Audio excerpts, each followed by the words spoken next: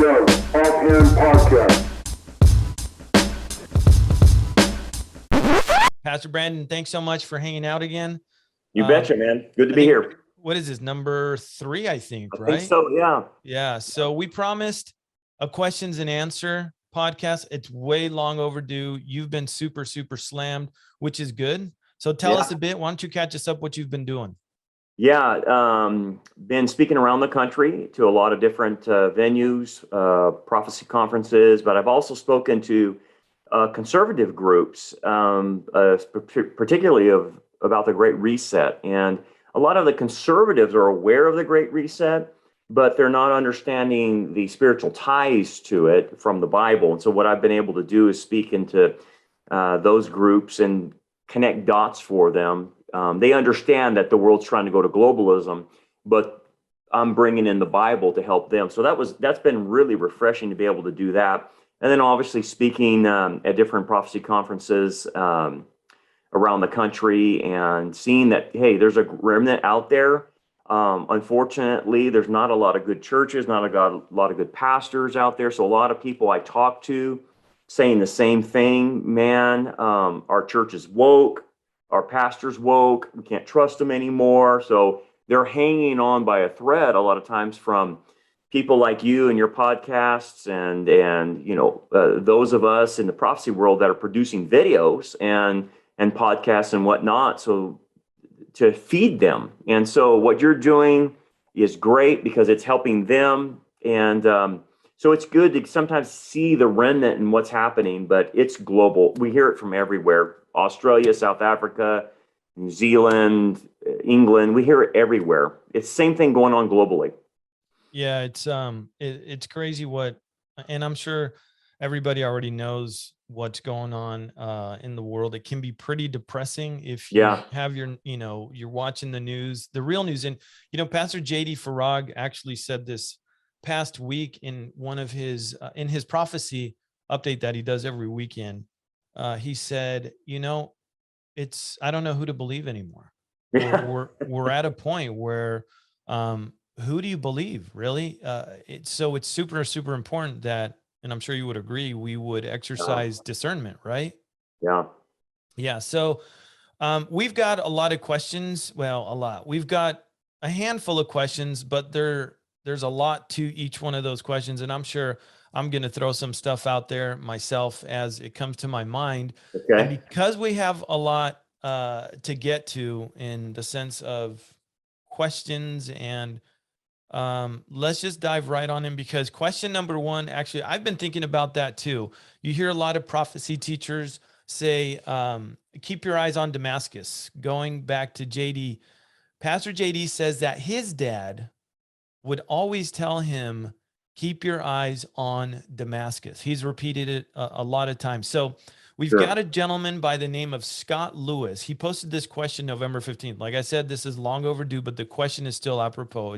It's applicable today. He said, when, how, if any, does the complete ruin of Damascus fit into the timetable for end time? So I'm going to just turn it over to you and let us know what you think. Great question. I've been asked many times about it. And the problem is when you look at that passage, it's not tethered to any event. That's the problem of why so many people have a hard time knowing where to place it. And so when we're trying to place it as prophecy guys, we get into the realm of speculation and opinion at that point. So none of us can be dogmatic about it. So we have to give, our best educated opinion about Damascus being destroyed. So my take on that, and again, it's an opinion because I don't know where to place it as far as what the scriptures say. So my placing of it has to do with placing it in the Psalm 83 invasion. And the reason I place it in there is because Psalm 83 is an all Arab invasion, and it's an all country invasion. Whereas Gog of Magog is a non-bordering invasion, and it's a non-Arab invasion. So there's a distinct difference between Gog of Magog invasion and the Psalm 83. Now, to flush this out a little bit, Psalm 83, sort of some prophecy guys say it happened in 1948. or they say it continued from 1948, 67, and 73, Yom Kippur. I don't subscribe to that.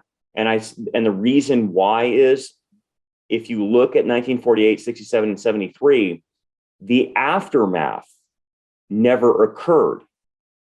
And there's a considerable amount of scripture that deals with the aftermath of Arab countries after Israel basically routs them in the Psalm 83 invasion, destroys them. So basically what happens, if you look at Isaiah and I think in Ezekiel and Obadiah and other passages, it talks about the aftermath. So here's my thing about the aftermath.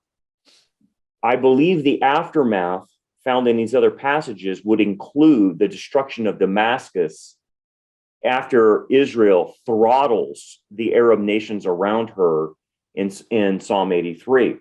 And what we see from the other passages in Isaiah, Ezekiel, and these other ones, Obadiah, is you see that Israel extends its borders into Lebanon, into Syria, into Jordan, into Saudi Arabia, and the Sinai Peninsula.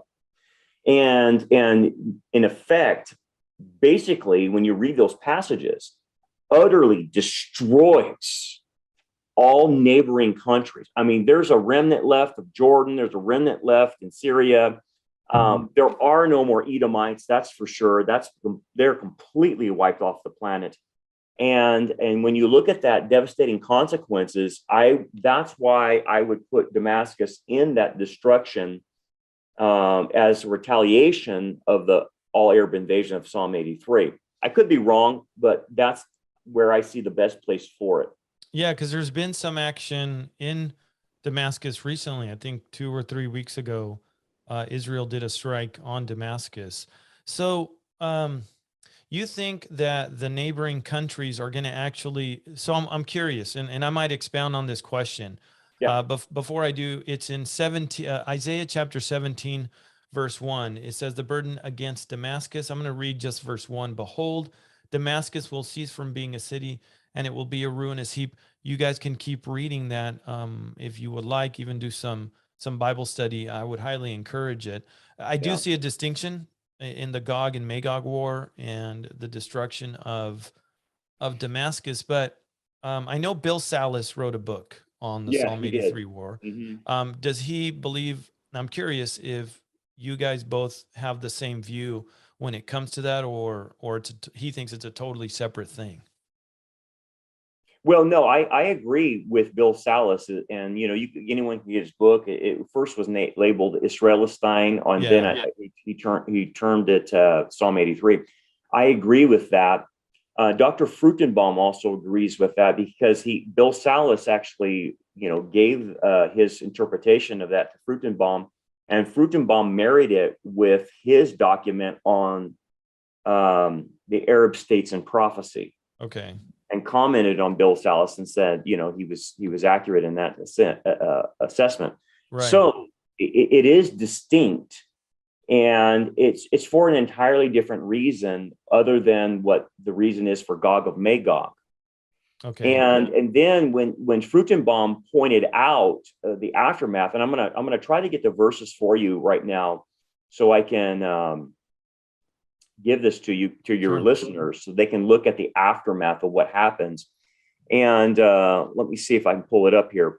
So the key passages about the aftermath is Isaiah 19, 16 through 25, Jeremiah 48, 1 through 47, Jeremiah 49, 1 through 2, and Jeremiah 49, 6 through 20, Jeremiah 49, 28 through 39, Ezekiel 25, 12 through 14, Ezekiel 29, 1 through 16, Ezekiel 35, 6 through 9, Obadiah 1, verses 5 through 9, and Obadiah 1, 17 through 21.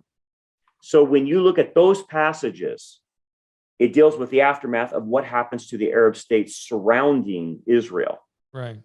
And it didn't have what those passages say didn't happen in 1948, 67, or Yom Kippur.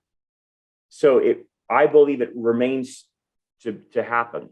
So essentially, we're seeing the setup for the Gog Magog war. It's a Gog-esque, as I've heard many of Yeah, you guys say, right?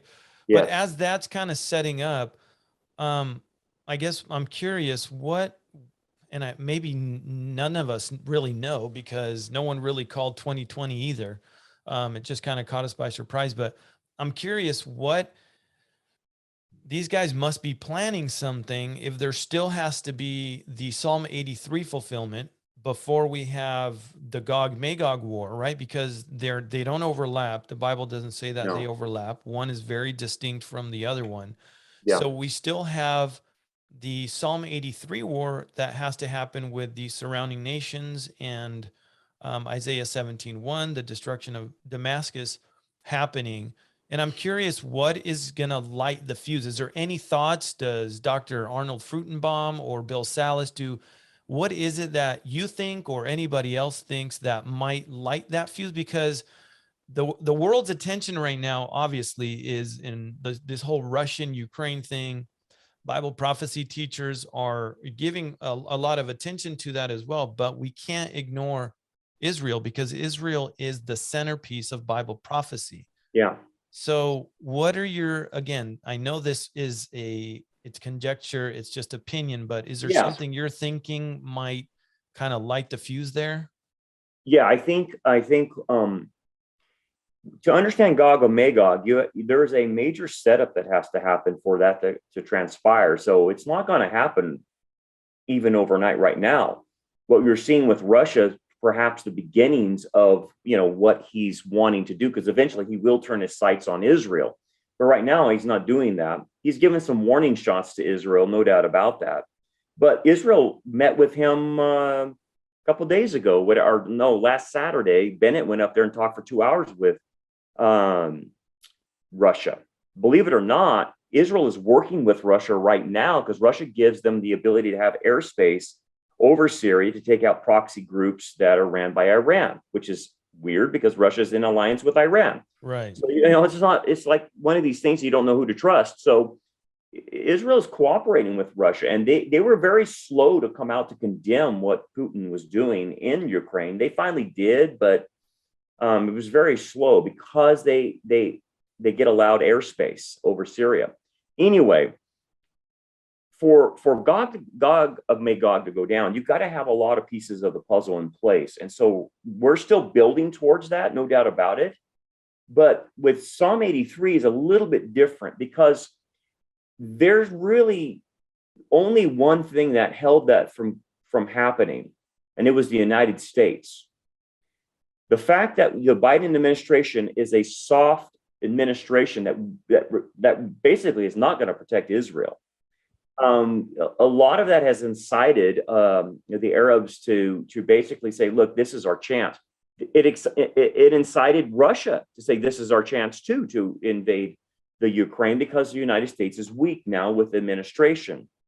And so one of the linchpins that I thought always prevented the attack of Psalm 83 had been because the United States will pummel you if you go after Israel.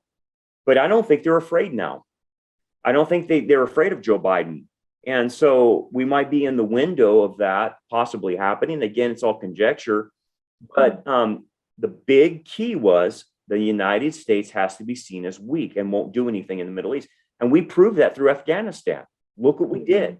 We said on the whole national stage, we do not want to be in the Middle East anymore. And that's what leaving Afghanistan meant. And whoever pulled the strings for us to do that and leave $85 billion of military equipment, someone was pretty powerful to tell Biden to get out of there and leave Americans behind and all kinds of friendly nationalists that were helping us. So something's up in the Middle East where we're taking a seat of non-intervention now. And so I think that was the catalyst, I think. Yeah. So would you say that there's a lot brewing? There's more than one cup of coffee brewing over there in the Middle East and in Europe? Yeah. Prophetically speaking. Yeah, you have to see it that way. It's not one overarching thing. It's a multiplicity of cauldrons that are brewing. And you have all these fronts. I mean, So whether you're looking at Russia flexing its muscles, but then you have the globalists flexing their muscles, or then you have Israel trying to defend themselves against Iran and going nuclear, or even like today, Biden comes out and says he's made an executive order to go to a digital currency. Yeah. I mean, it's everything. Everywhere I turn, it's something. So that's the thing about prophecy. It's not one thing. It's a multiplicity of these cauldrons that are ready to spill over. Okay. And then And how does the birth pang comparison play out? I mean, obviously we could see that, but how does that play out with everything happening? Do you believe, obviously, that things are happening super, super fast? What is your take on that? I know we got to move forward, but I really do want to get your take on that. No, I think the birth pains are happening just as Messiah said. They're happening faster. Look what they're doing. I mean, within this year, executive order for digital currency. Okay, it's very possible you and I are going to see a digital currency here in the near future. That I could never imagine even 2 years ago or 3 years ago. But we're here and they're doing it. And so I think things are speeding up, and it's getting more intense as a birth pain. And the intensity is felt by the average person. Look at the gas prices. Look at the food prices. Yeah. That's how we know it's getting more intense. It's not just happening over in another region. It's happening right here with us. Yeah. So the crazy thing is, like you said, we feel it on multiple levels. I've said before that if you're paying attention, I don't know if you would agree with this, you could really, on a spiritual level, you could hear the hoofbeats of the four horsemen of the apocalypse approaching. And I'm more of a creative, and I get these pictures in my mind, and I could see these just big beastly horses as they're quickly approaching. And if you see how horses gallop, they make these really loud sounds, but they tear up the ground, with intensity. And that's exactly what I picture in my mind happening as that's getting close.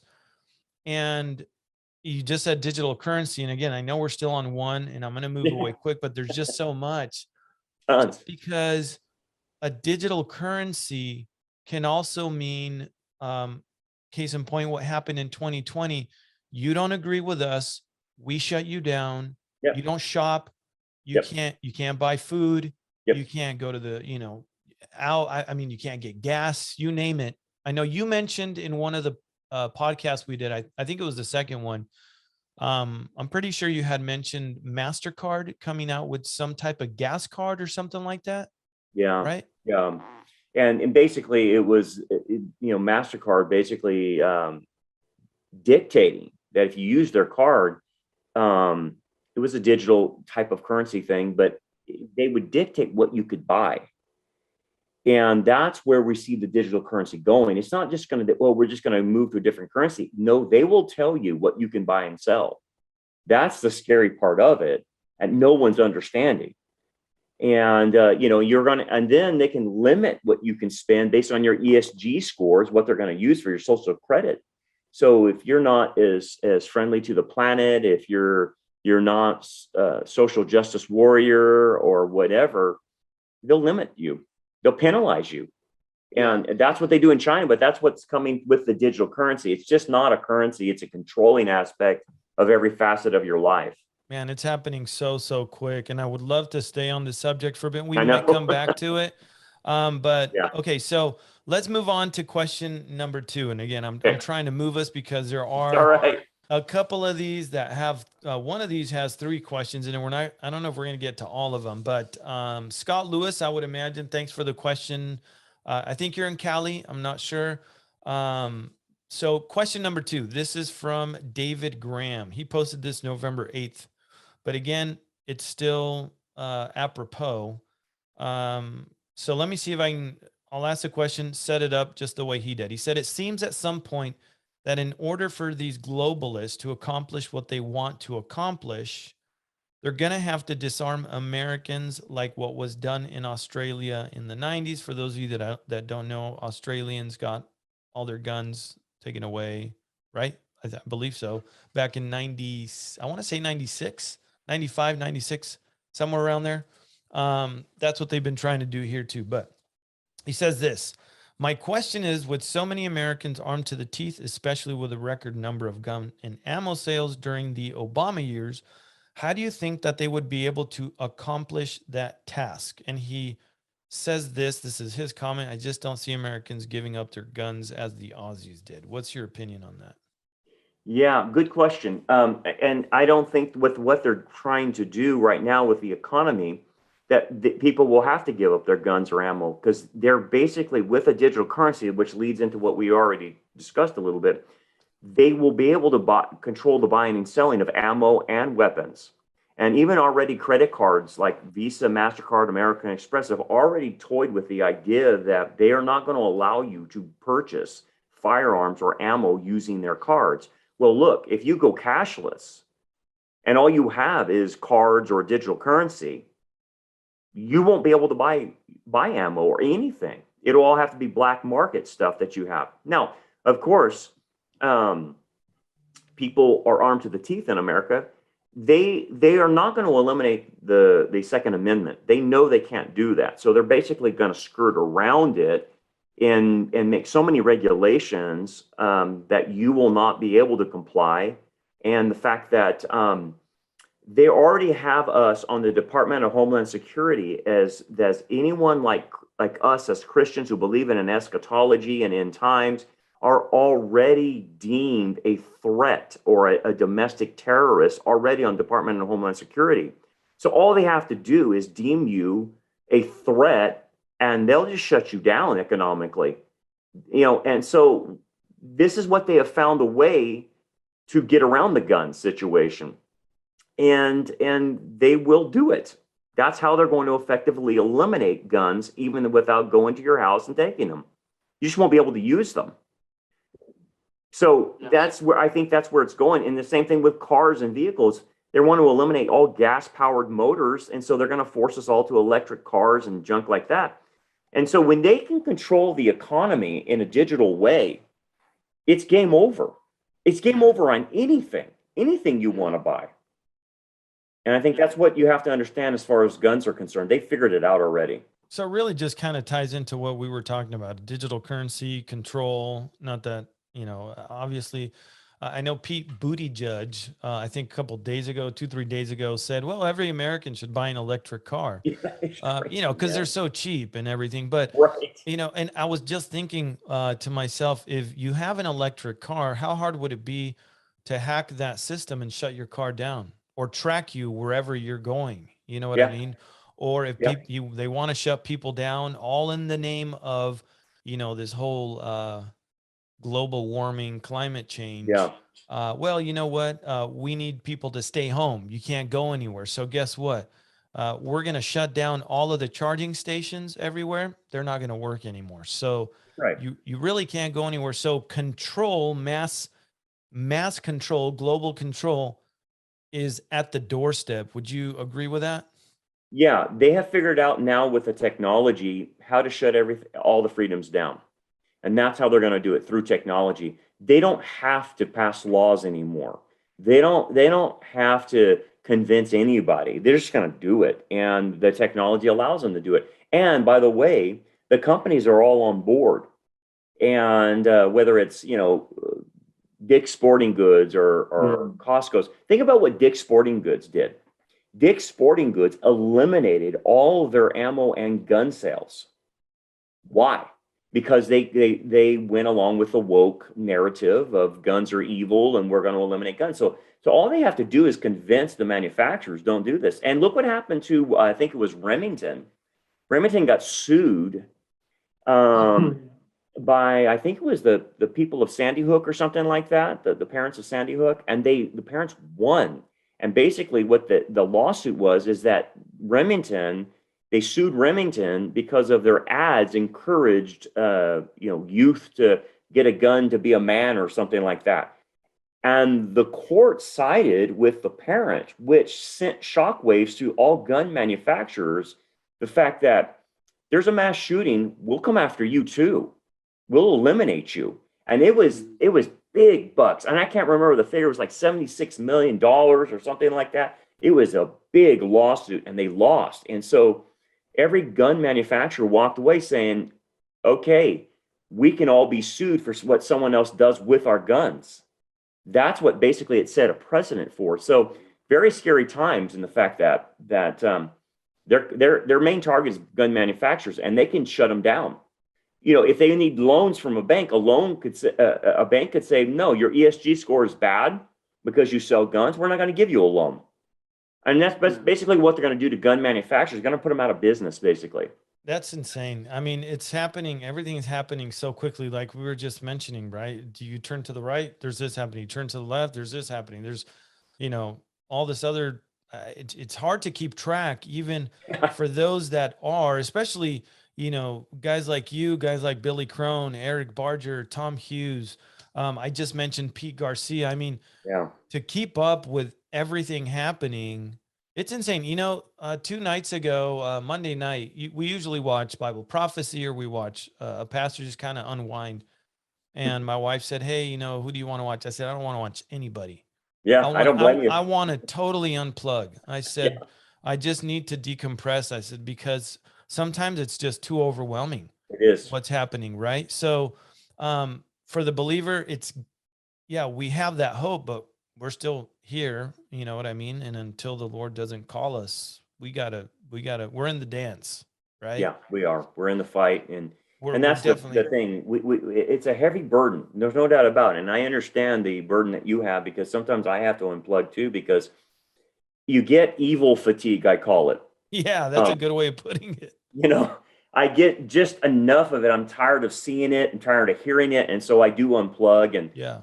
I have to get my brain reset, because you know, our job is to warn, but at the same time, we're human, and it does fatigue us to keep delving into a corpse, basically. Yeah. So yeah, I hear you. Yeah. So we're going to kind of shift gears now a bit with this question. The gal that sent this, her name's Heather Edwards. She's from Australia. Okay. So it's a good question, and it has to do with the position of pre-trib, post-trib, right? Of that kind of doctrine. So she asks, hey, could you cover the doctrine of partial rapture? I know there's a guy by the name of Marv Rosenthal who is a big proponent of this whole partial rapture theory. I think he's pushing it big time. But why don't you, if you don't mind expounding on that a bit, the partial rapture theory? Yeah, the partial rapture theory is unfortunately not good hermeneutics, and hermeneutics means just biblical interpretation. It's taking certain passages, like you know, for instance, if you take the passage about the Philadelphia church, and it says, because you have kept my command to persevere, I will keep you from the hour of trial. And so it's that passage then is misinterpreted to say, oh, it's only the ones that persevere that will be raptured, and the other Christians that don't persevere will be left behind.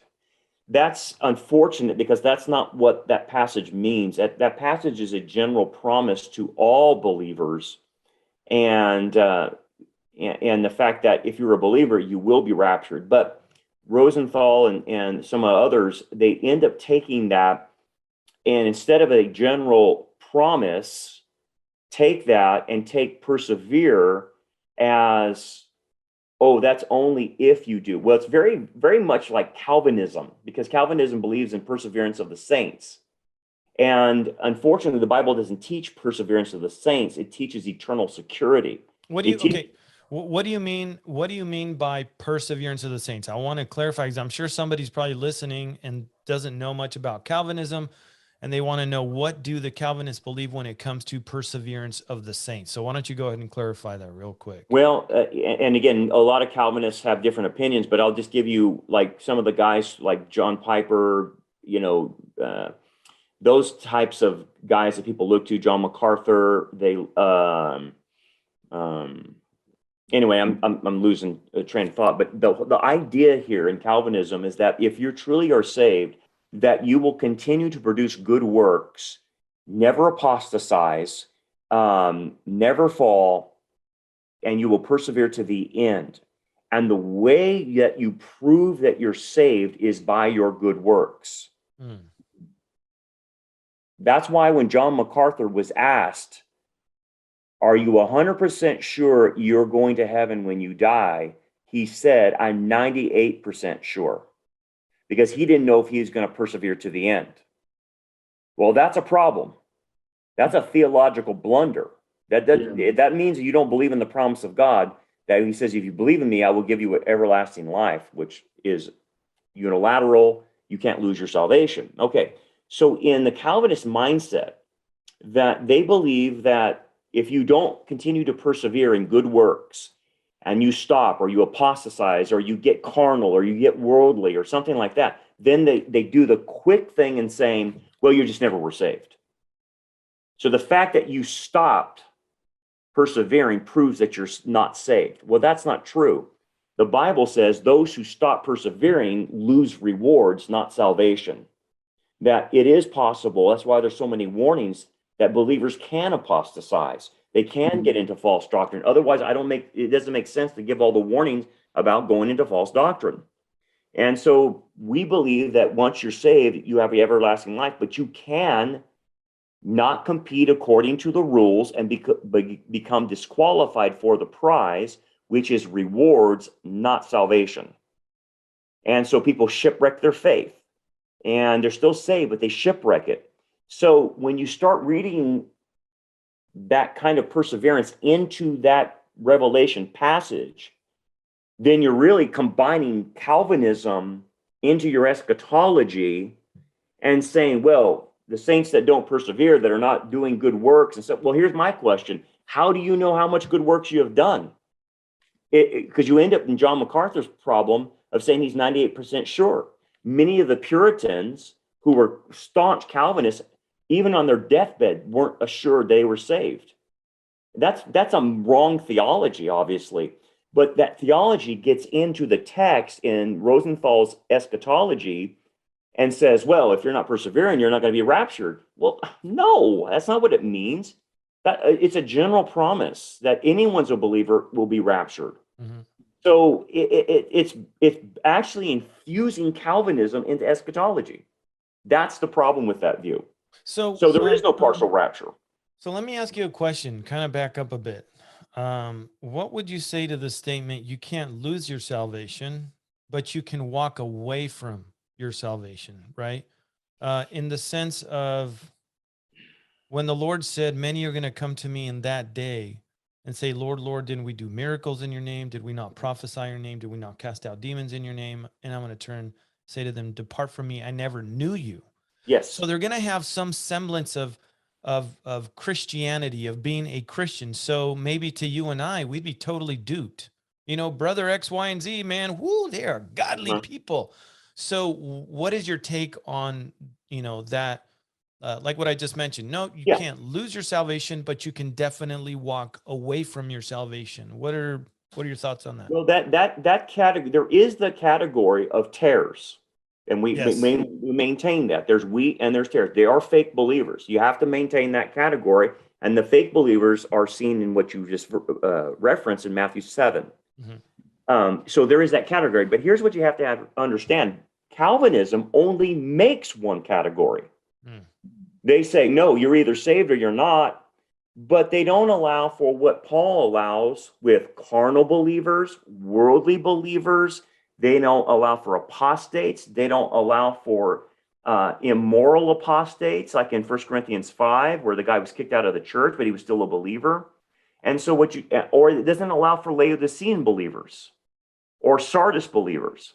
Now, what I mean by that is when you look at the 7 churches of Revelation, all those different churches have elements of obviously unbelief in them, but they also have believers who are called on to overcome certain things. And so what you start realizing is there's many categories of believers. So what you have to say is, yes, there is a category for false believers that are not real deal. They're darnell, they're tares. Then there's a category for carnal believers, Corinth church. There's a category for worldly believers, a la Demas, who forsook the Apostle Paul because he loved the world. Then there's a category for Sardis believers. They are saved, but their faith is dead. Dead faith doesn't mean they're not saved. Dead faith means that their faith is not producing anything in their life. They're saved, but there's nothing happening. That's James, by the way. And then there's the Laodicean believers who are absolutely saved, but they're useless. That's the idea of vomiting someone out of your mouth is, I can't use you for cold or hot. I can only vomit you because you are useless. So this is what the Bible is saying. You have to figure out what category people are in. So now back to Calvinism. When Calvinism describes Christians, they only describe one type of Christian, a saved one and an unsaved one. And therefore, there is no category for a believer who gets into false doctrine. They'll just say, well, he's never saved to begin with. Or there is no category of a believer that gets in raunch season of sin, like the guy in 1 Corinthians 5. They'll say, well, you know, if you get into that bad of sin, you probably weren't saved to begin with. Whoa, time out. You can't say that. That guy came back. David came back. And so at the end of the day, I hate to say it, Calvinism has its ugly tentacles even in eschatology, and it messes up the views of even the rapture because of that, where you get like this, a partial rapture view. So you have to allow for the other categories in soteriology. Otherwise, so when you say when someone walks away, okay, can someone walk away? Yeah, it doesn't mean they're not saved. It means they're apostate. And see, apostasy, what do you lose in apostasy? Well, according to Hebrews 6, you lose rewards. And that's why some at the Bema Seat in 1 Corinthians chapter 3 will have all their works burned up and the smell of smoke will be on them because there's nothing to reward them for. They lost rewards. So the warnings in Hebrews, there's 5 warnings. The warnings in Hebrews, if you apostatize as a believer, you lose all rewards and even might physically die. So that's my comeback to Calvinism, in the fact that even if you wanted to walk away from yourself, there's a lot of people that say they don't believe anymore. Okay, it's possible they never were saved, yeah, but I also going to reserve other categories for them as well, because I've seen people walk away, I don't believe anymore, then they come back. So what happened during that season? Well, they went to apostasy and then they came back from it. So let me push in a little bit. So talk to us about the if there is a difference in the parable of the grapevine, right? Where branch that doesn't produce fruit, I'm going to cut it off and it's going to get burned. What was Christ referring to there? Well, the context there is discipleship. He's not talking about salvation at all. And so what you see is the cut off and burned. It doesn't necessarily mean hell. It's a misnomer to relate that to hell. Anytime you see fire or burn, it has to do with judgment. And 1 Corinthians 3 makes it abundantly clear how fire will burn up our works. It's the same as what Jesus is saying in the parable of the vine dresser. Those who are cut off means that they're cut off from reward, not salvation. The whole passage, if you read the whole passage, is about being a disciple. The only way, now look what he says, that you can produce fruit. He's talking about fruit bearing. Fruit bearing is a discipleship term, not a salvation term. And so since he's talking about fruit bearing, he's saying this is the only way you guys can bear fruit in discipleship. You got to abide in me. And what does abide mean? Abide is not a salvation term. It's a rabbinic term. Abiding means that you're yoked to his teachings and you obey his teachings. That's all it has to do with. It's talking about full-blown discipleship. So if he's talking about discipleship, it cannot be a reference to hell. It has to be a reference to the judgment seat of Christ, that their works are burned up if they don't produce fruit. And that goes hand in hand with 1 Corinthians 3. Okay, so I have another follow-up question to them, and we'll get moving, right? Again, because I would imagine that there's a lot of people that will hear our exchange, right? And so if I think of a question that might come up to kind of fully answer it, I want to throw it out there. So do it. So that we don't mislead, because I want to make sure that you and I don't mislead anybody into believing, dude, I could live however I want to live. You know what I mean? I can go out and I can be promiscuous. I can go out and get wasted. At the end of the day, I'll still fall into one of those categories. So what are the dangers and implications of having that kind of mindset as we progress in our Christian walk? You know what I mean? Because there definitely are. You can't you can't go with that kind of mindset and be spirit filled. And I know that term's been overused, but I say it very specifically because we are indwelt. We have the temple of the Holy Spirit, right? So what are some of the dangers of thinking that way? And what could that lead to? Okay, good question. Because so having eternal life is a promise by the Messiah, obviously. And so if you don't believe in eternal life, if you don't believe Messiah's words, then you don't believe you have eternal security. So, but the idea is this is not giving people a license to sin. That's primarily the reason why Calvinists threaten people, because they're afraid if you tell them that you have eternal life and they don't have to watch their behavior, then people are going to get licentious. And unfortunately, they're pounding people over the head with the wrong passages. Here's what happens. If a believer decides in his attitude to be carnal or worldly, here's what the scripture warns about. Not only will you lose rewards in the next life, but your life will be shortened. That's the whole point of the warnings in Hebrews the 5 warnings in Hebrews. It says, look, if you think you're going to get away with anything by what you're doing, just remember Kadesh Barnea. That group apostatized, and if you read Numbers 13 and 14, they were forgiven for not going to the promised land. But the penalty was you will all die in the desert. So Hebrews, the writer of Hebrews, makes that point and says, look, how much more will your penalty be if you do the same thing? If you go back into Judaism and to escape persecution, and you deny the Lord in this regard, you're going to physically die. So one of the things people have to understand is if they have this attitude, they're going to die. That's what James is warning about. James chapter 1 and James chapter 5 both talk about a believer dying prematurely because of their sin. Because here's the thing, God will not be mocked. If a believer engages in sin, he will introduce the death principle in him, because the wages of sin is death, and he will die a premature death. And also, he will be disciplined by the Lord. And Hebrews chapter 12 makes that point. So the idea is that's why there's so many warnings in Scripture, but the warnings are never challenging the person's salvation. The warnings are challenging, he'll kill you. He'll physically take your life if you keep messing around like that. And that's enough that should shake people to realize that's why you have to be obedient, and you just can't have a license to sin. That's called the hyper grace movement.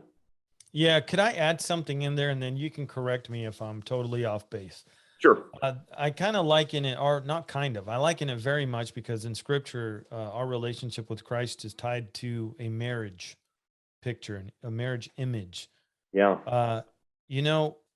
Marriage isn't perfect. My marriage isn't perfect. You know what I mean? I'm a sinner. My wife's a sinner. And so when you Sure. get two sinners together, and what I mean by that though is, though my attitude a lot of times can stink, my reactions, and I have to say, hey babe, you know what? I'm sorry for the way I acted or for what I said. Because I love my wife, there are things that I'm going to make sure that I stay away from. Does that make me perfect? It doesn't make me a perfect man at all. I'm still going to be, I'm still going to fall short. The knight in shining armor is definitely going to fall off his horse from time to time. And I got a lot of kinks in my armor. You know what I mean? Yeah. But at the end of the day, I love my wife. I love my family, and I'm not going to do something that's going to jeopardize that or jeopardize that relationship that I have with them. And so the way I see it is, for us that love the Lord, that should be our impetus, right? Because we love him to lead a life pleasing to Christ. And Scripture is replete with, if you love me, you will follow my commandments. David said, I love your statutes more than one time. You know what I mean? So there's a fine line we have to walk to make sure we don't allow the enemy a foothold and then lead us down the wrong path. And when you get led down the wrong path, you come up with these crazy theories like partial rapture and a bunch of other things. And that's somebody, when you look at the partial rapture view and you see the Calvinism leaking into it, that's somebody that has a presupposition about what they believe about salvation rather than submitting to the authority of the Word of God. And look what it does. It not only screws up their soteriology, but it screws up their eschatology. Mm-hmm. And Absolutely. that's how people get led astray. It sounds good because you look at it at the surface and you're like, oh yeah, that sounds about right. You know, only mature believers are going to be taken. Well, wait a second. Where did you get that from? And David you should realize it. David Hawking likens it to a Protestant purgatory. I always say that because I just think it is so hilarious. Yeah, right. You know, It is. It's true. That's kind of, it's a good way, tongue in cheek, the way to say it. But that's Yeah, right. yeah. They're promoting a Protestant purgatory, Yep, it totally and is. so they're Okay. going to be refined in the fire and all this other stuff. And it's like, Oh, no. no. You know what? For those of you that don't know the refiner's fire, go do research scripturally on the refiner's fire. There was a song, and I say this in ignorance, okay? There was a worship song, and so everybody, you really should read the lyrics of worship songs that you sing. But there was a song years and years ago, probably when you and I were in college. It was called Refiner's Fire, and one of the parts was My Heart's One Desire. When you come to know what the refiner's fires, I don't sing that anymore. I haven't sang that song forever because I don't want the refiner's fire. You know what? I'm always asking the Lord, please. I'm wimpy that way. Would you please be very, very gentle Yeah, with right. me with reproof, because I do not want. And if you can go read the consequences when David not only sinned with Bathsheba, but he also sinned in taking the census. I'll let you guys go do the research on that and Yeah. see what happened there. Anyways, Yeah. okay. So let's move on. Yeah. We spent enough time on question number 3. Heather, I hope that answered your question. I know we kind of rabbit trailed a bit, but there's a whole lot, a lot more to it. But anyways, I hope that helped. Question number 4. This comes from a gentleman that I kind of interacted a bit with via email. His name's Gustavo Cordova, and he's from Venezuela. Pray for the people of Venezuela. We don't hear much about it, but I did hear recently, and I don't know, you might have, Brandon, that Biden and Maduro now they've been talking, and I don't know what's going on behind the scenes there. I don't like it one bit, but pray for the people of Venezuela. Keep them in your prayers because that situation never got any better. So he had 3 questions. I'm going to just start with 1. We'll get to number 5 and number 6. If we have time, we'll come back to his other 2 questions. I don't know if we will. So, you know what? This one actually, I think we just answered this. You can tell me if we did. He said, is it possible to reject Jesus, slide back into not believing once saved? Some say, no, he really never believed. Well, how to handle Paul's worries about it in Hebrews when he warned about drifting into unbelief? How do you drift into unbelief if you never believed? I think we answered that. We answered that. The question he's tracking, and that answer is, well, they never believed, is a Calvinist answer to that, Right. and the Calvinists are wrong. So Gustavo is totally right. How do you drift in unbelief if you never believed? That's exactly my question. Yeah. And it's the idea that, yes, and a believer can drift away. That's the whole point of Hebrews. But like we talked about, if you do drift away, the penalty is you'll get disciplined, and ultimately your life will be shortened by God himself. So Gustavo's on the right track. Yeah, Gustavo, you're on the right track. So because we didn't take any time, let's go to Gustavo's first question, which has to do with, I'm sure, a subject that many either don't know about. And I know this is a controversial subject. Chuck Missler talked a lot about the Nephilim blood. He talked about the Nephilim a lot. There's a guy by the name of Eli Marzulli who do you know Eli Marzulli? He does a lot of work with prophecy watchers, and he used to do a lot of work with Prophecy in the News, which was J.R. Church's ministry. Nonetheless, no matter where you stand on this, I'm going to ask Gustavo's question. And he said, we know from scripture that Joshua and Israel failed to wipe out the complete populations ordered by God. I think he's probably referring to the Amalekites. Oh, no, Joshua and Israel, the Amalekites was Saul. What is your view on these bloodlines still existing today with their DNA subsequently weakened by racial mixing? Some scholars propose that they might escape to current Europe, Etruscan. I'm not sure. I don't follow that bloodline, so I can't attest to what that is. Any possibility that Jesus was referring to that when referred to the Pharisees as generation of vipers / offspring of vipers? And he has another question, association with wheat and tares. Is it possible that the sin of Sodom and Gomorrah was related to this aspect? It's a pretty complicated question because I think, and correct me if I'm wrong, I think what Gustavo is trying to do, what his question is there still Nephilim blood left on earth today when it should have been wiped out centuries ago? Correct me if I'm wrong. I think that's where he's getting at. Yeah, I think that's the question. Yeah. So go ahead and I'll let you answer. I have my opinion about that scripturally, but go ahead. I'll let you go ahead and take this one. Okay. Well, there's debate on that. I personally don't believe there is any Nephilim blood. I believe in a Nephilim situation that happened in Genesis 6, that these are hybrids, and now the disembodied spirits of these creatures of Nephilim are now called demons. There's a difference between demons and fallen angels, in my opinion. Demons always want to possess a body since they had a body before, and they're always afraid of water. Fallen angels don't seek to possess bodies, nor are they afraid of water. But there is a final Nephilim coming, and I believe it's the Antichrist. I believe the clues we have from Revelation 17, Genesis 3:15 give us enough clues that one final Nephilim is coming called the Antichrist. So I do not believe that there are Nephilim blood mixed into human DNA, because that person would cease to be human. Okay. And I know that people sometimes make theories that certain people in the world are not human. Okay. But I don't know how that does with weakening, that it's weakened by racial mixing. I think that's I'm not following that. I don't think that racial mixing did anything with bloodlines, because I don't believe a bloodline exists. I don't know anything about the Etruscan bloodline, like Pablo said. I've never even heard of that. And I do not believe Jesus was referring to the Pharisees as somehow offspring biologically of vipers. I believe he was using a metaphor, right, in that passage.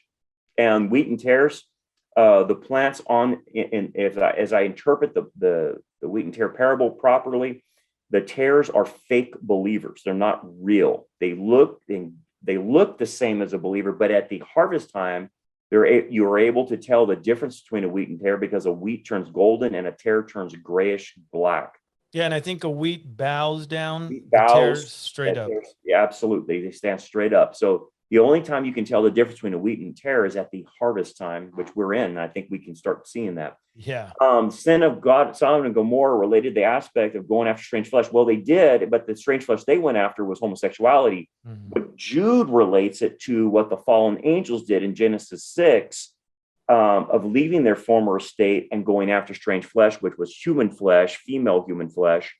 And so that's how Jude equates the two as going after strange flesh. It's not strange flesh as creating Nephilim in Sodom and Gomorrah. It is just homosexuality. Okay, I'm gonna have fun with this one. Okay, go for it. That's a lot there he's got. You know what? I'm gonna try to keep the worms, as many worms in the can as we possibly can. Right. But I think we just did open up a can of worms. We don't have time to collect all the worms that might have gotten away. But okay, so we understand demons versus fallen angels, correct? And there's a fear of water, and there's some that do not. So I'm sure that when people hear this, they're going to go, what? Yeah. What is he talking about? So let's back up a little bit. And why don't you unpack that for us? The difference between a demon versus a fallen angel. And also, and maybe I'll have to remind you, but also, how did fallen angels, right? Because it says they went into the daughters of men, correct? I think that's it. Correct me if I'm wrong, but I believe that's a euphemism for sex. Am I correct? Totally. Okay, so go ahead and tell us how the offspring of them, which said they created the giants of old, correct? Some think that those are scholars, right? Very smart. I've heard that argument too, but I'll let you unpack all of that, and then we'll see where we're at. Go ahead. Well, the scriptures, our line of reasoning comes from the scriptures. So You just follow what it says. Now, if you follow what it says and you take the scriptures literally, not in a wooden literal sense, but literally what it's saying is that fallen angels left their estate and cohabitated, married women physically, and physically had sex with them, because all angels, and including fallen angels, are all male. You never see any female angels at all. That came from the Renaissance, not from the Bible. And so they're all males. And that's why there's a one directional relationship in Genesis 6, where sons of God. Go ahead. Hold on, because I've got to interject here, because I guarantee you there's someone wondering the same thing. So I'm sorry if I interrupted you. You're fine. There's a lot here. How does a spirit being, a fallen angel, correct? Because angels are spirits, spirit beings. Am I correct? How does a spirit being have now? Okay, not how. Okay, because I don't want to get into that. But a spirit being versus and get together, come into a physical being, is a matter of possession. How does that? Okay, so explain that to us, please. Okay. So what we see from scripture, and again, we're deriving our understanding from the deductions we see with fallen angels. What we understand from fallen angels is that they do have the ability to materialize into a physical body. When we see angels in the Bible, they will always appear physically, and they can eat. And remember, with the Lord appearing to Abraham, he had two angels and they ate. They were physical in nature. So what we understand that in their nature, yes, they are spirit creatures, but they can manifest physically in the physical space-time continuum, and can manifest bodies and can manifest even working parts. And so with that being said, we have precedent to say they can physically manifest. Okay, and they do. Okay, so when you go to Genesis 6, you have to have that background of what angels can do, because the same is true. Even if it's a fallen angel, it still can manifest physically, and apparently manifest physically to produce sperm to impregnate women. Now, it seems out of whack, but look, in the ancient world, and even in the early church, this was the acceptable view, because no one discounted the supernatural abilities of angels, and that they had this kind of ability to physically manifest and do certain things in the physical world, like impregnate a woman. This is why when you go to Corinth, and Paul is saying women need to have their head covered, and then he'll say, because of the angels. No one understands what he's talking about unless you understand Genesis 6. And so what was happening, even in the Middle Ages, and I'm not a fan of the Catholic Church, I hate the Catholic Church, but the Catholic Church even had a doctrine of the incubi and succubi, where people were being physically raped by angels, or fallen angels. And it still happens today. Even someone like Keisha, a singer, a rapper girl, says that she has sex with a fallen angel. And other people in Hollywood and stuff say similar things. I've had people report to me that they have been raped by a fallen angel or even a demon.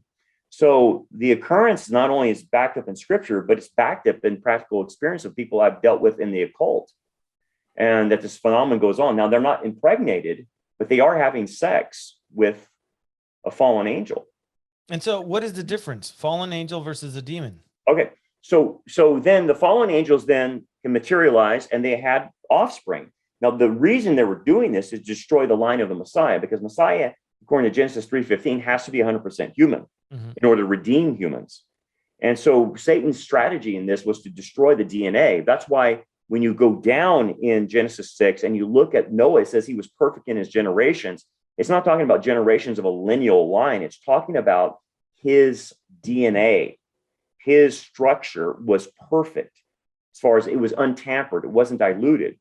And what was happening prior to the flood, and this is why the main thrust of the flood is because very few humans existed, because everything was tampered and the DNA structure was messed up in a lot of people. In fact, the majority of people on the planet. And that's why when you get back into Canaan, where this eruption happens again, this is why God will pronounce a harem on the giant clans, which is different than the other clans of him driving them out. Because in the harem, it means I want women, children and the animals killed, and I want everything burned. And that he'll do that to the giant clans like the Rephaim, the Anakim, because everything about their DNA, even the animals included, are not real. They're tampered with. They're hybrids. So when we see that fallen angels can do this and create monstrosity, they created Nephilim. Now, some of the Nephilim were giants. Some of them are not. Some of them are superhuman. This is where we get the Greek myths and the myths of the Aztecs, the Mayans, the Chinese, the Japanese. In every ancient culture, they have these hybrids. Anyway, so these hybrids were Nephilim. They were on the earth at that time. And this is the monstrosities they created. And so when they perished in the flood, what happened was there's no salvation for Nephilim. And so what ended up happening is they lost their bodies, but their soul stayed on the earth. And then we look at scripture and we see that there's a difference between demons and fallen angels. Fallen angels inhabit the second abode, which is above planet Earth. That's where Satan's realm is. He's the prince of the power of the air. And so fallen angels encompass that. Souls of the Nephilim, which we call demons now, encompass the earth and even can go into Sheol as well. So they're bound by this planet. So this is why we call it demon possession, because demons are always wanting to possess either humans or animals. And they seek out dry places according to the Messiah. Fallen angels don't. We see fallen angels appearing on our radar, and our Navy pilots pick them up, and what are they doing? They're in the ocean, in the Pacific Ocean, going in and out of water all the time, or hovering above ocean. So they have no problem with water. Demons do not like water because that's the very thing that killed them. And so when Jesus exorcised the demons from the guy at the Gadarenes, he sent them into the pigs, but they went where? Into the water. And so what we see from scripture, again, this is more deduction rather than I can read a passage about this. It's deduction. When you put the whole package together, there is a distinction between demons and fallen angels. And that distinction is made because of demons come from Nephilim and fallen angels are fallen angels. They don't need to possess. Okay, so through deduction, that's where we come out with this. And again, you don't want to be dogmatic, but this is taking deduction, saying, wait, I see a difference between what fallen angels do and what demons do, and understanding that. Okay, now, personal experience. Have I seen this in my personal experience in dealing with people that are involved in the occult? Yes, I have, and they tell me the same thing. They have heard me make the distinction that I believe scripture is trying to say. And so I've had people that have been involved in the occult tell me, you're absolutely right. If that's what the Bible teaches, that was my experience. So I've had people contact me and say, I was dealing with a fallen Nephilim that was a demon, and his father was a fallen angel, and he stayed very close to his father. But the information I collected from this guy, from this being that was trying to possess her, was that he was a fallen Nephilim, and he was birthed by some fallen angel, and these two stuck together in the spiritual realm. But eventually, this Nephilim tried to rape this girl, and she withheld him. But this was before her days before coming to Christ and whatnot. And so when I've talked to people in the occult, they say they tell me similar stories of demon possession, but they know the demon was not a fallen angel, that it came from a Nephilim. So I'm not saying I base my argument on that, but when I deduct from the Bible, and then I hear people in the occult tell me that something's up here. So that's a long story short, and that's probably more than what your readers want to hear, but that's why even a guy like Michael Heiser will make the same deduction, in that there seems to be two different creatures here. Yeah. So he actually mentioned Dr. Michael Heiser. We don't have time for the second question. And no, it was fantastic. What a great way of breaking that down. I'm sure everybody's like jaw dropping because you know what, even I never really thought of it that deep. Now I know, and I want to make sure that I say this. There is definitely a correlation between sexual intercourse, drug use, and demon possession Yes, and oppression. that's right. It is. They're So connected. yes, they are very, very connected, and it's for a very specific reason. The Lord said the two shall become one flesh. And so we don't have time to get into the implications of that, which I believe also tie into what you and I just talked about, walking away from or falling into one of the categories of what kind of Christian you are. So, Yeah. anyways, I know we have to move on. I remembered my question that I had for you if we have time, and it's something we covered in the very, very first podcast we did. I'll mention the question. If we have time, we'll get to it. But I want to, with everything happening nowadays and so many seminaries just going the way of wokeism, I wanted to tell you and ask you again, just for you to repeat yourself. Augustinianism found its way and seeped its way. Also, you mentioned the German school of thought, seeped its way into our present day seminaries, which Yes. affected the way that they taught, right? With the inerrancy of scripture and questioning scripture and all of that. So if we get to it, I Okay. want you to address that really quick. And the only reason why is because I believe that has a lot to do with the current condition of how the Bible has been taught throughout the last 10 or 20 decades. So if we have that, Sure. keep that in the back of your mind. If we can get to it, great. Gustavo, I hope that helped you. I'm going to say this in Spanish. Gustavo, un gusto conocerlo. Espero que la pregunta y la respuesta le haya ministrado a usted y sea una bendición. Que Dios lo bendiga. Cuídese. All right. So, moving on. Question number 5. So, this is from a gentleman by the name of Ryan Leposki. I hope I said that right. If I butchered it, sorry. You are from Minnesota, eh? So I'm not making fun. It's a hard accent to imitate. So here's Ryan's question. He said, when you do the Q&A with Brandon on your next episode, sorry, this is months afterwards, would be curious what you guys think are on. Let me read that again. Would be curious what your guys' thoughts are on when those in the millennial kingdom. This is a good question. When those in the millennial kingdom in mortal bodies who are believers, these are people that have survived the tribulation. Okay, I'm clarifying, and they go on to populate during the millennial kingdom. They do not have the perfected bodies like those that went up in the rapture or those that have passed on before. Okay, so I want to make that distinction. He's talking about people that have survived the tribulation and have gone on in physical bodies like we have right now to populate the millennial kingdom.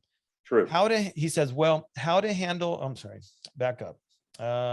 Will they receive glorified bodies at some point, or will they go on living forever in the eternal order in non-glorified bodies?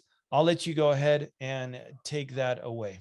Great question. I had that 20 something years ago when I was a new believer, because I was perplexed by that too. Here's what I have found out through all the research after 30 years of being in eschatology. Here's what the answer is.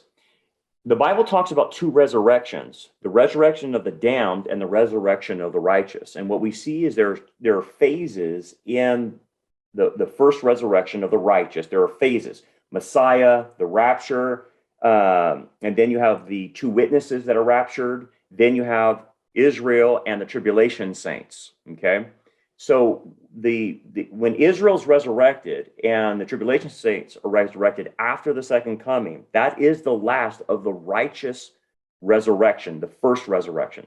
The second resurrection is the category of the resurrection of the damned. And that will happen, obviously, before the great white throne judgment, as everyone who is unsaved is judged at that time. And then them with their bodies, not glorified bodies, but a body that can burn forever in the lake of fire, will be cast in the lake of fire. So here's where we get into the issue. Since the first resurrection category ends with the resurrection of Old Testament and tribulation saints after the second coming, then there is no resurrection at the end of the millennium. Okay. So then what does that imply? It implies that the end of the millennium, those believers who are mortal will be translated into a glorified body. They're not going to be resurrected, because here's the thing. You come to faith during the millennium, you live for the whole 1,000 years. According to Isaiah 65, it is only the unbelievers that die at the age of 100. And so if you come to faith, anybody comes to faith, you will live 1,000 years and then be translated at the end, at that point in time, and then be given a glorified body, because the glorified body is part of the package deal of the new covenant. So every believer gets a glorified body. That's part of the package deal. So they cannot go into eternity without a glorified body. So because of the new covenant and because of the resurrection phase, those two cause a deduction to say they're translated at the end.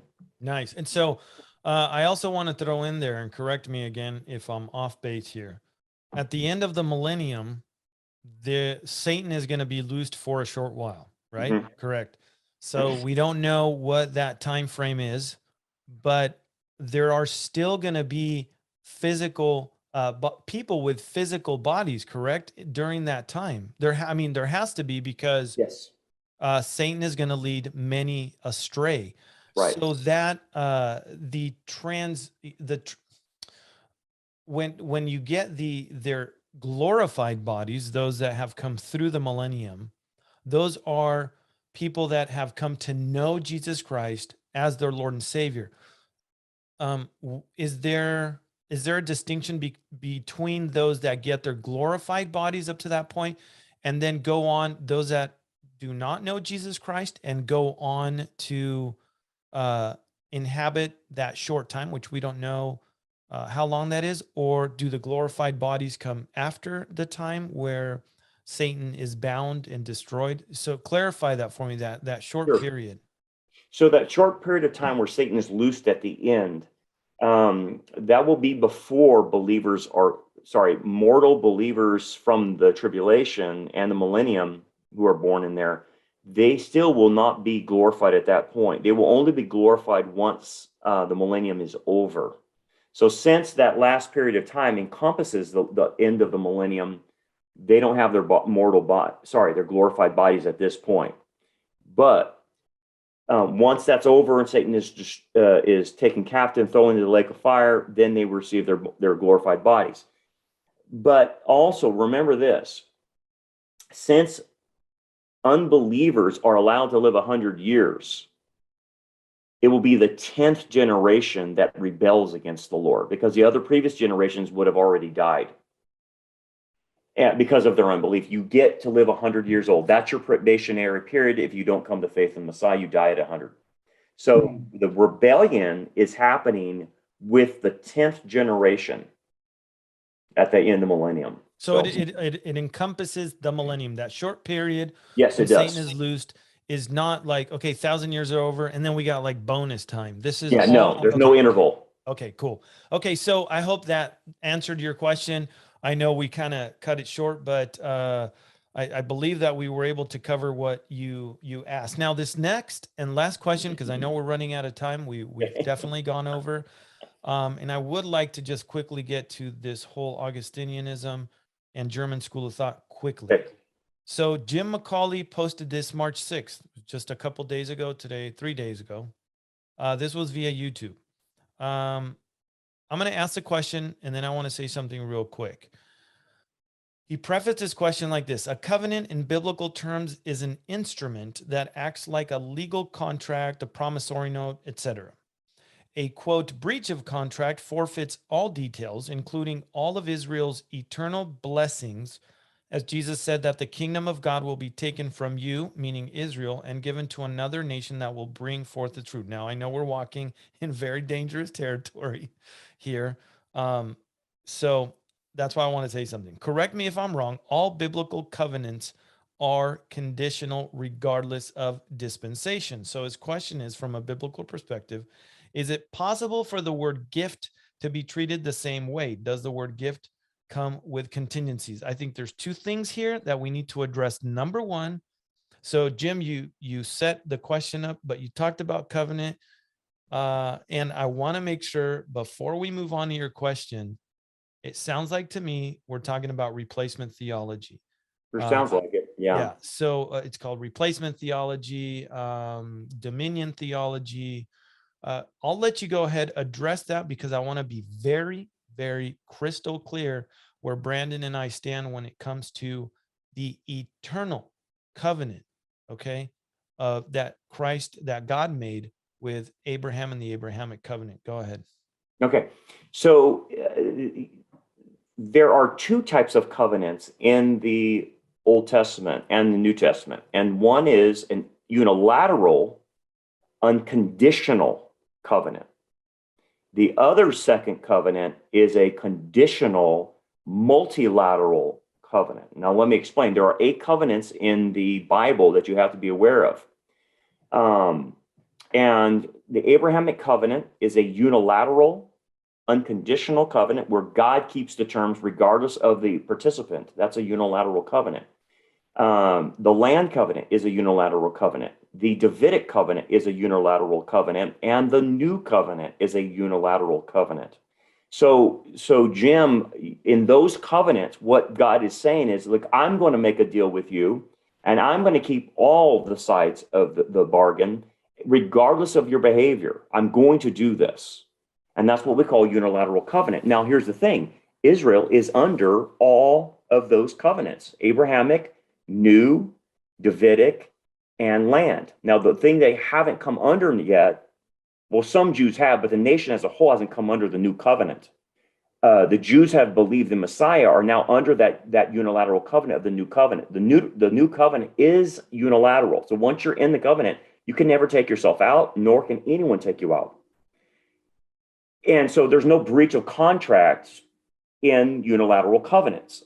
So when you talk about Israel and the land, if Israel disobeys, the Abrahamic covenant assures them they're always entitled to the land. Okay, so here's where the confusion comes. Under the Mosaic covenant, which is a conditional covenant and a multilateral, the Mosaic covenant was conditioned that they stay in the land if they obey. But if they disobey, they will get kicked out of the land temporarily. And so that's why Israel was taken to Babylon and why the Assyrian invasion happened, because they had broke a multilateral conditional covenant.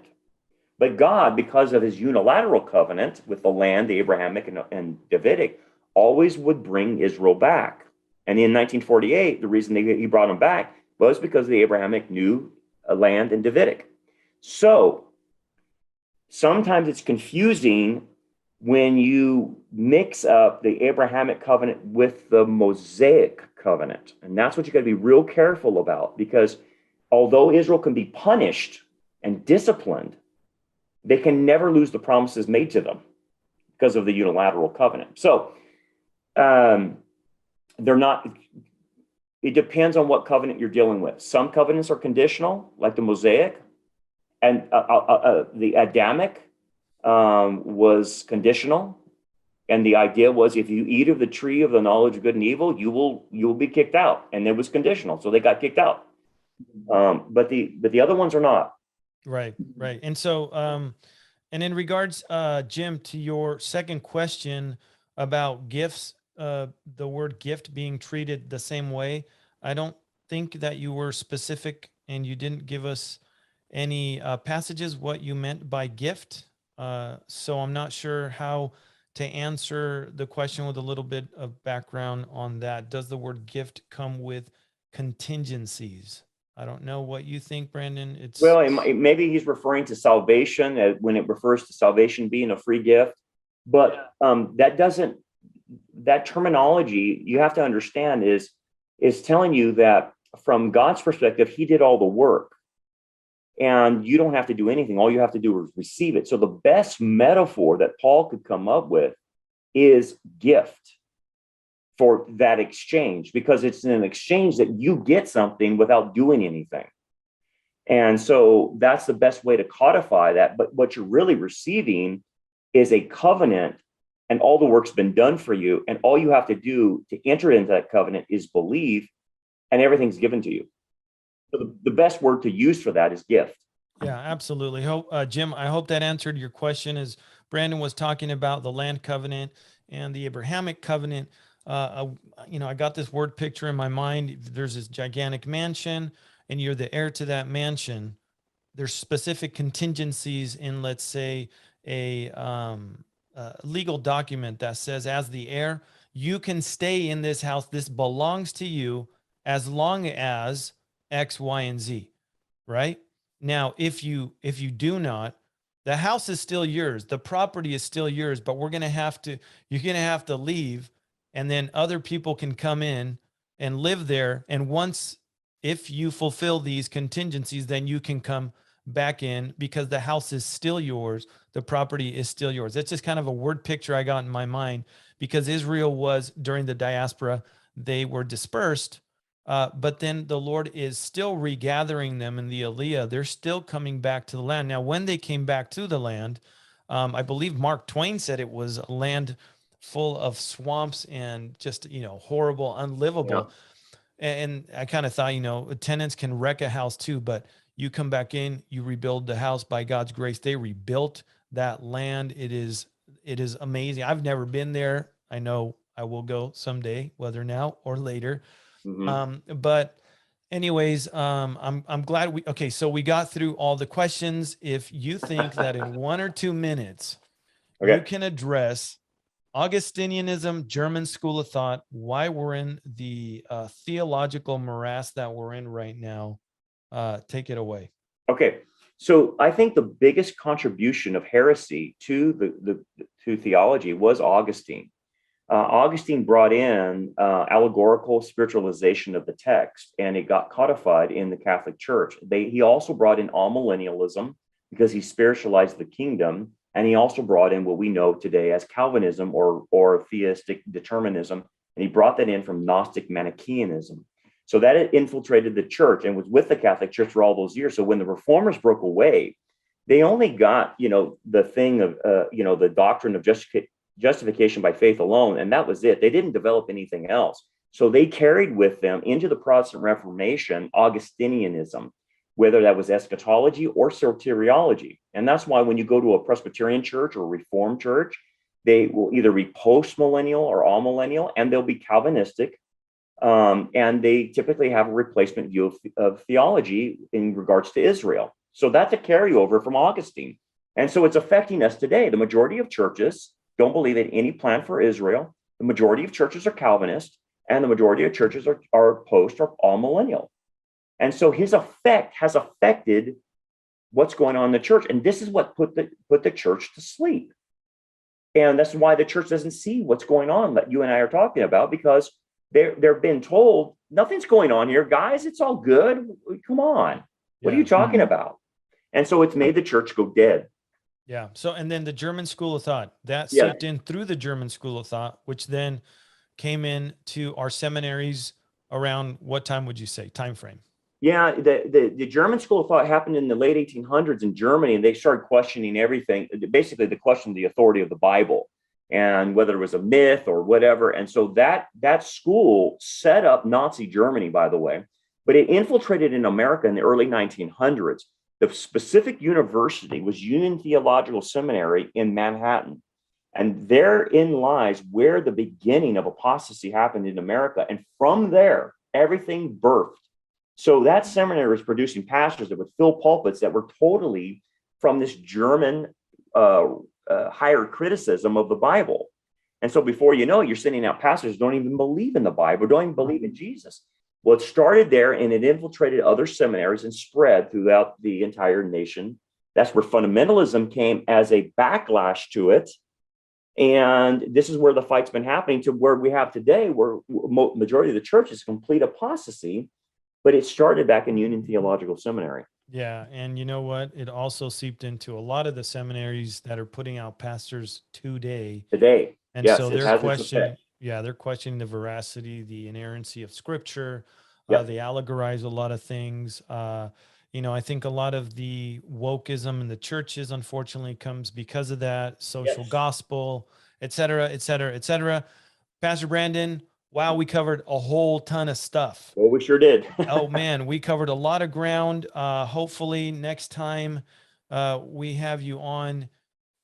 I don't know what to expect, to be honest with you, man. I know. No telling what's going to happen. No telling what's going to happen. So tell people how they can get a hold of your teachings, how they can get a hold of your sermons, how they can, if they feel led by the Lord. I always want to say this first. If you have a home church, give your tithes to your home church first. But if you feel led to support the work that Brandon is doing at Rock Harbor, tell them how they could go ahead and do that. Sure. The easiest thing to do, guys, is go to rockharborchurch.net and go to our front page there on our website, and it'll have all the links to Rumble, to BitChute, to YouTube, to all of our podcasts. The easiest way to find us is just go to the website and go to the links on that front page. And so, if you desire to support us, that's great. You need to support Pablo. I would encourage people to support Pablo financially and prayerfully, because we got to keep the ministry running. We got to keep the lights on. So it takes money to do what we're doing. So help Pablo out. And if the Lord puts it on your heart, you could help Rock Harbor out. Cool. So last thing, because I want to link down below in the description. Tell us the last 2 places where you were at, where people can actually go listen to what you were talking about, the Great Reset. I think it's imperative that people get to know it and know what's behind this whole nefarious movement. So tell us the last 2 places that you were at and where, and again, I'm going to link it below. Okay. I talked about the Great Reset in Indiana, and I was at I can't remember the group's name. It was a Indiana Freedom something, and I'm sorry, I'm going blank right now. It's all good. But they were in Indiana. But here's the thing: I put it on our website, our channels. Like, go to Rumble, and you'll see me talk about the Great Reset. And then I was in let's see, I was at John Howler's church in Ohio. Yeah, I was going to say that. Yep. Yeah, and I spoke about deception in the church. That's on our Rumble and stuff like that. And then I was in El Centro, and I talked about Putin and his crazy, whacked out religion and Gog of Magog. I talked about the birth pains of Israel and why Israel signs a peace deal with the Antichrist. And then I used the deception in the church again there as well. So, but you can go to Rumble. All of those things are posted on our Rumble and BitChute, so you can watch them on there. Okay, cool. And again, I'm going to link everything below, because the one in El Centro was you, Pastor Tom Hughes. I think Billy Crone was there. Yes. I'm not sure. I think Don Perkins, evangelist Don Perkins, who's fabulous too. I've had him on. I have to get him back on. So I'm going to link everything. There's no reason for any of you guys to be misinformed or not informed, because their ministry is amazing. It ministers to me as well. So please consider also supporting them, especially all of us. I think every single one of us is going to ask for prayer. Yes, please. So again, like Pastor Brandon said, there's 2 ways that you can go ahead and support the ministry of Serpents and Doves. I have up here our website at the top right-hand side. There is a donate button. You can go ahead and do that there. And the second way that you could do it is if you go to our online store, there is some gear there. Your support would help me to be able to put more cool gear out, just because I am a designer and that is what I love to do. And so again, Pastor Brandon, thank you so very much for your time. It was great. And prayerfully, before we actually cut this off, I don't ever want anybody to not hear the gospel and to not hear the hope we have in Jesus Christ. Why don't you take us away and pray, close us up in prayer for anybody that might want to do that? Sure. Well, if you'll join me in prayer, and I can. If you haven't accepted the Lord, it's time to do it now. We're running out of time, and we're the call of urgency is now on us. So, if you'd like, I'll pray this prayer, and you can just repeat it. If it's the sincerity of your heart, God will see it, and you can be saved today. So let's pray. Father, I just pray for everyone out there that's listened to this broadcast, Father, that you would touch their hearts, and if they're believers, help them take this message out to this lost world, to give them a message of hope that there's an answer to all of this craziness and evil out in the world. And if there's anyone listening today, Father, and they would like to receive Christ by faith, they may do so by acknowledging that they're a sinner that in need of salvation, that Christ died on a cross for their sins, was buried, rose on the third day, and gives everlasting life to anyone who will simply believe. And if they would like to do so, they can pray a simple prayer like this. Dear Lord Jesus, I know that I'm a sinner. I believe you died on a cross for me. I believe you were buried and were raised on the third day. I trust you now as my Lord and Savior. Take control of my life and take me to heaven if I should die. I pray now in Jesus' name. Amen. Amen. Amen. Cool. Well, again, I hope you guys were encouraged. Hope you guys were blessed. And I hope you guys were challenged. Until the next time, God bless you guys, and keep looking up. See ya.